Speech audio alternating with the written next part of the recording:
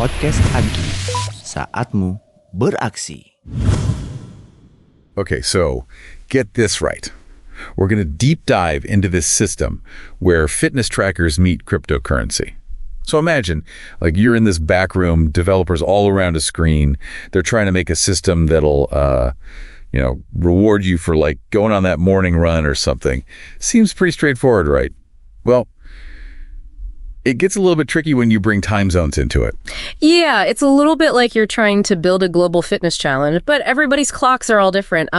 But what's really interesting is that this is not just a theoretical thing. These developers are really building this, and they're using this cryptocurrency called AGIcoin. AGIcoin. So you're telling me I can, like, hit the pavement, rack up miles, and I'm going to be earning crypto.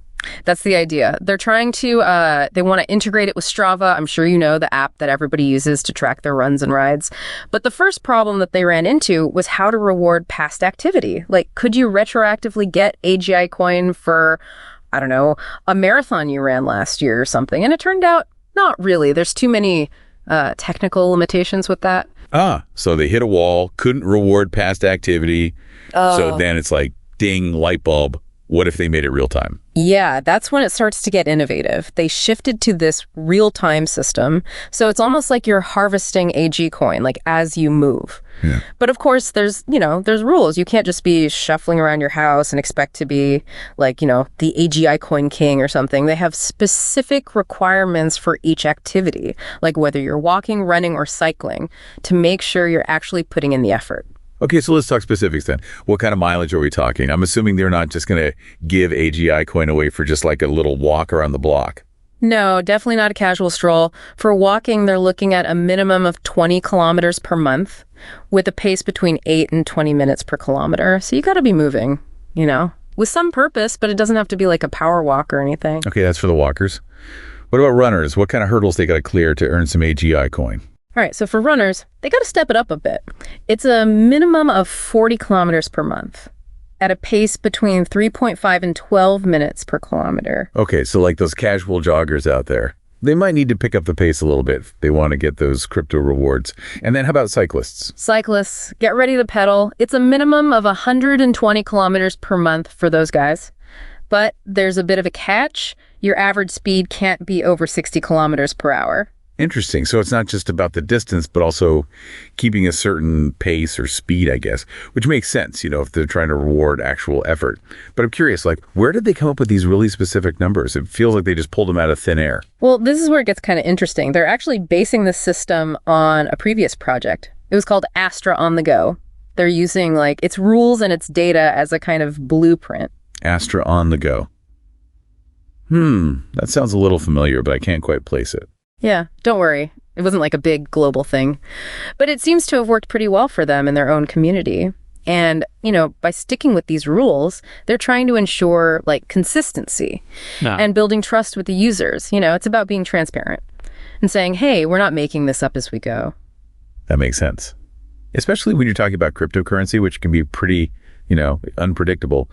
People need to know that the rules are fair and that they won't change all the time. Exactly. But just because they're sticking with a system that already exists doesn't mean there weren't some challenges. Remember that whole time zone problem we were talking about? Oh, right, yeah. How do you track people's fitness data if they're all over the world in different time zones? Like, imagine someone's in Sydney and they're doing a midnight run, but at the same time, it's morning in London. Their clocks are totally different. Exactly. And actually, there was a real example where someone's data wasn't tracked, right? Because their Strava time zone was wrong. It's almost like their fitness activity was happening in a different universe. Like the AGIcoin system couldn't even see it. Oh man, that's got to be frustrating. So how did the developers deal with that? Did they make some super complicated algorithm to sync everything up? Not quite. They took a much more simple approach. Instead of trying to invent something new, they just decided to stick with the time zone rules from Astra on the Go. Again, it's about that consistency and transparency. They figured if it worked before, why change it, right? So no fancy algorithm. Basically, it's up to us, the users, to make sure our settings are right. Which makes sense. In a decentralized system, accurate data starts with you. It's part of, being responsible for your own information. And they made it very clear. If you've got questions about the rules, go check the documentation for Astra on the Go. It's like their Bible for this whole AGIcoin system. Right, so Astra on the go is the guiding principle. Keep things consistent, keep things transparent, and make sure users understand how the system works. But I'm wondering, did anybody try to push back against relying so much on this old project? I mean, surely someone had some new ideas. Oh, absolutely. There were definitely times where the developers were like, is this the best way to do this? Should we be sticking so close to Astra on the go? Actually, one of the developers even suggested changing the pace ranges, for walking and running. Oh, really? What was their thinking behind that? Well, for walking, he thought that maybe it should be a little more relaxed, like maybe 10 to 20 minutes per kilometer. He thought the original range was a bit too much for, just a casual walker. And for running, he pointed out that his comfortable pace was about 13 minutes per kilometer, which is outside the current range. Yeah, that's fair.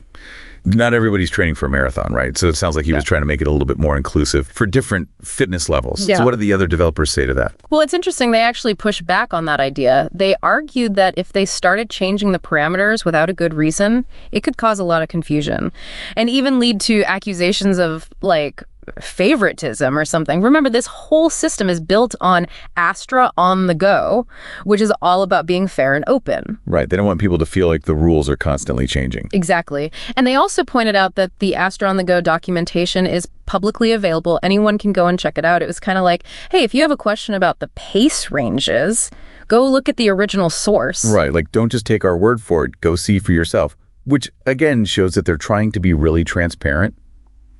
But that makes me wonder, what if they do need to make changes later on? Are they going to be stuck with Astra on the go forever? What if those rules become, outdated or just don't work anymore? That's the big question, isn't it? They're trying to balance keeping things consistent while also leaving room for things to change in the future. They see Astra on the go as a solid place to start, but they know they might need to adapt as they go along. Okay, so it's not just blindly following rules. They're using Astra on the go as a foundation, but they're open to feedback and making adjustments. It's a delicate balance, for sure. Absolutely. And this actually leads to another interesting part of their approach. Remember how we talked about how much they value user feedback? Well, they're taking that to a whole other level with something they call the team movement. The team movement. Oh. Ooh, that's something we haven't talked about yet. That sounds interesting. What is that? So from what I understand, they want to encourage collaboration and a sense of teamwork. Through this whole AGIcoin system, it's not just about what you achieve as an individual, it's about getting people to work together towards common goals. I see. So instead of just everybody competing against each other, they're trying to make it more of a community experience. Like maybe they could have team challenges or leaderboards to keep people engaged and build that sense of, being part of a team. Yeah, exactly. It's like taking the social aspect of fitness to a whole new level. Imagine you join a team with all these other people who are into crypto and fitness, and you're all working together to earn AGIcoin and get in shape. That actually sounds pretty cool. It fits in really well with the idea of decentralization and, the community having control, which is something we've been talking about. But hold on, before we get too carried away with the team spirit here, let's go back to the time zone issue. Did they ever find a real solution for that?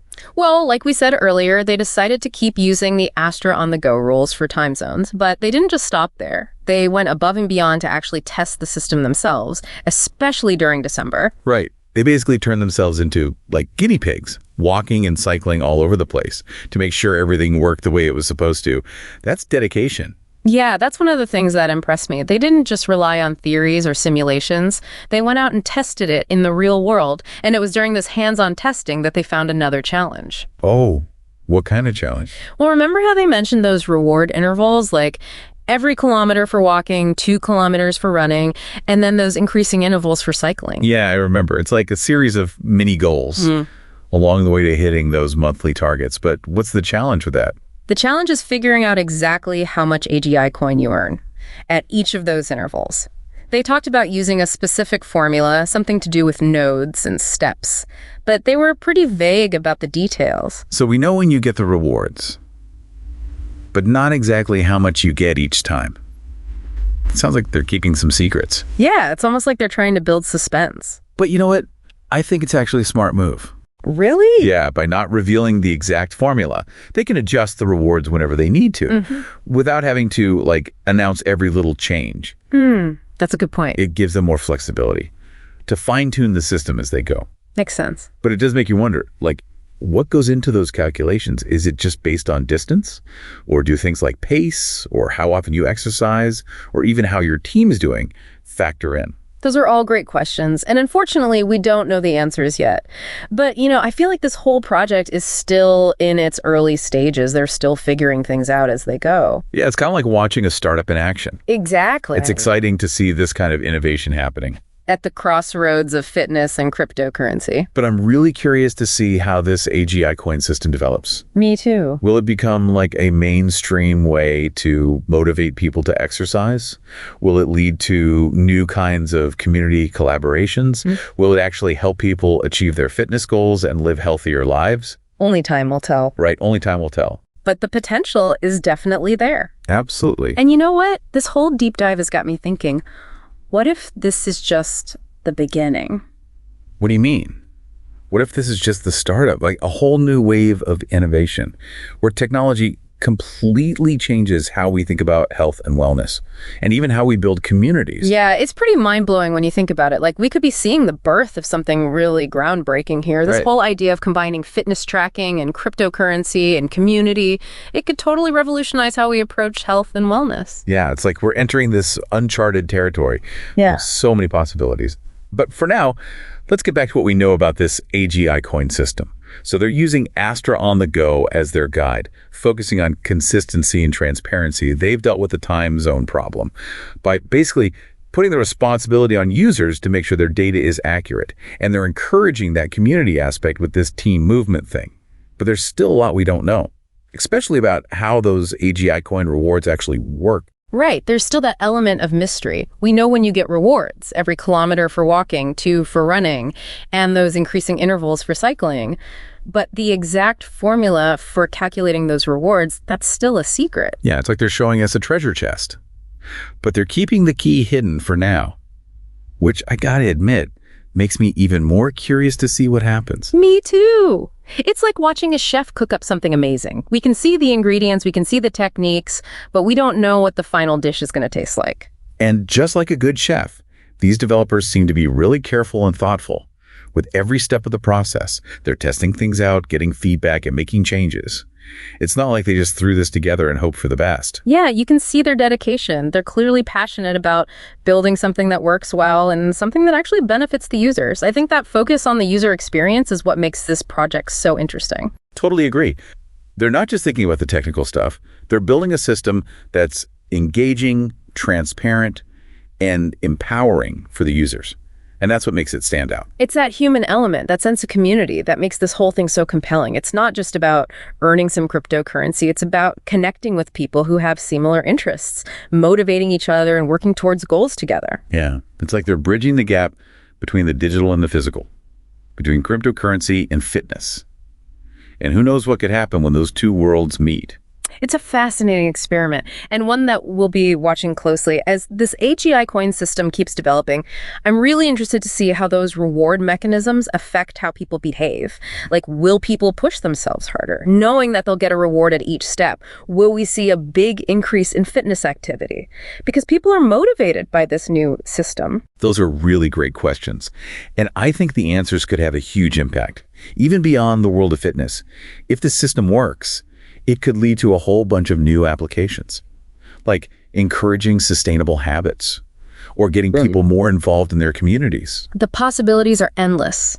And it all starts with this one bold experiment, combining technology, fitness, and community. So to all our listeners out there, keep an eye on this. We're at the beginning of something really exciting, and we have no idea where it might take us. But for now, let's wrap up this deep dive with a question for you to think about.